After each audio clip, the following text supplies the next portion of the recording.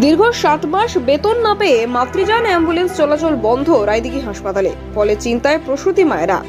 New Shyama jewellers and PB time corner, বিশ্বস্ত অলংকার নির্মাতা ও বিক্রেতা। স্থান রায়দিঘি ব্রিজ রোড, দক্ষিণ 24 পরগনা। আজ অর্থাৎ 3রা জানুয়ারি বুধবার সকাল থেকে রায়দিঘি রুরাল হাসপাতালে প্রসূতি মায়েদের জন্য যে মাতৃযান অ্যাম্বুলেন্স সরকারের পক্ষ থেকে দেওয়া হতো, সেই অ্যাম্বুলেন্স মালিক কর্তৃপক্ষ থেকে বন্ধ করে দেওয়া হয়। গাড়ি হঠাৎ করে সকাল থেকে আমরা পাচ্ছি না। এর আগে আমরা ফোন করেছি, গাড়ি পেয়েছি নিশ্চয় যান, কিন্তু এখন আজকে সকাল থেকে নিশ্চয় যান পাচ্ছি না। মায়ের ডায়মন্ডে রেফার করেছে, সেই নিয়ে খুব সমস্যায় পড়ে গেলাম। গাড়ি আর হচ্ছে না, কি করে যাই। আমি আশা করি 2 নম্বর ব্লকের গজমুড়ি সাব সেন্টারের আশা করি মাঝিরা পাই হয়েছে বলতে, আমি যখন অ্যাম্বুলেন্সকে ডেকেছি 9টা 9:30 দিকে অ্যাম্বুলেন্সে ডাকলাম। অ্যাম্বুলেন্স তো এতদিন পর্যন্ত আমার পরিষেবা যখন দেখেছি তখন আমি পরিষেবা পেয়েছি, রাতনি দিনই সবসময় পরিষেবার সময় পেয়েছি। কিন্তু আজকে যখন 9টার সময় ডাকলাম অ্যাম্বুলেন্স ভাইদের, তখন ওনারা বললো যে আমরা এরকমভাবে তো টাকা পয়সার ব্যাপারে একটু করেছি, গাড়িটা বন্ধ রেখেছি, তাই গাড়ি হবে না। তাহলে আমি মাটা নিয়ে কি করব? আমার বাড়িটা একদম নগেন্দ্রপুর কেওড়াতলার শেষ সীমানা, নদী বাউন্ডারি, ওখানে খুব কষ্ট, কোনো গাড়ি টাড়ি পাওয়া যায় না। কিন্তু অ্যাম্বুলেন্সটা ইটের রাস্তা হলেও কষ্ট করে ওরা আমার জন্য যায়, মাকে তুলে নিয়ে আসে। কিন্তু যখন বললো যাবে না, তখন আমার অন্য একটা চিন্তাভাবনা নিতে হবে। এই চিন্তাভাবনা নিতে গিয়ে আমি এ গাড়ি ও গাড়ি সে গাড়ি জোগাড় করতে করতে অলরেডি তখন বাচ্চা হয়ে গেছে। বাচ্চা হয়ে গেলে হসপিটালে তো আমি আনবো পরিষেবা পাওয়ার জন্য, কিন্তু গাড়ি একটাও গাড়ি পাচ্ছিলাম। সব গাড়ি হসপিটালে, মানে রায়দিঘি ওরা ব্যবসায়ী গাড়ি সব চলে এসেছে। মা বাচ্চা বর্তমানে সব ভালো আছে। রায়দিক থেকে গাড়ি বাড়িতে গেলে সেই অটো, মানে অটো পাইনি, টোটোও পাইনি। সেই মোটর ভ্যানে করে রুগীটা তুলে নিয়েছি।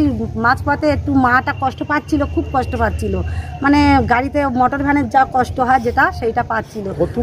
আমার পরিচয় বলতে, আমি নগেন্দ্রপুর অঞ্চলের দমকল সাব সেন্টারের আশা সুনীতি মণ্ডল, এবং আমি এতদিন ফলে আজ নগেন্দ্রপুর এলাকায় গাড়ি না পাওয়ার ফলে বাড়িতে প্রসব করেন এক প্রসূতি মা। অসুবিধায় পড়েন প্রসূতি মায়ের পরিবার।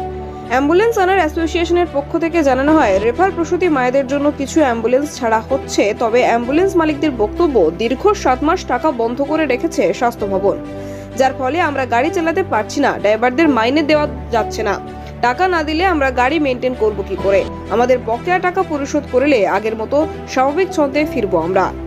মূলত আমাদের নিঃস্বজন পরিষেবা বন্ধ হওয়ার মূল কারণ হচ্ছে বিগত 8 মাসের ওপরে আমাদের বকেয়া বিল বাকি, এবং বারংবার উপরোক্ত কর্তৃপক্ষকে জানানো সত্ত্বেও আমাদের বিল এখনও পরিষেবা ক্লিয়ার করা হয়নি, যার জন্য ধরুন আমাদের প্রচুর টাকা দেনায় পড়ে গেছি। আমরা তেল কিনতে পারছি না, ড্রাইভারের মাইনে দিতে পারছি না, তার জন্য আর চালানো সম্ভব হচ্ছে না। আমরা জানিয়েছিলাম যে আমাদের কিছু সময় চেয়ে আমরা জানিয়েছিলাম অন্তত কিছু টাকা আমাদের বকেয়া টাকা মেটানোর জন্য, কিন্তু সেই আগেকার মতন 1-2 মাসের টাকা দিয়েছে। আমরা এখন পাবো 9 মাসের টাকা, আর 2 মাসের টাকা দিয়েছে, যাতে মধ্যে আমাদের নিজেদের দেনাই ভালো করে মিটছে না, তা আমরা চালাবো কী করে?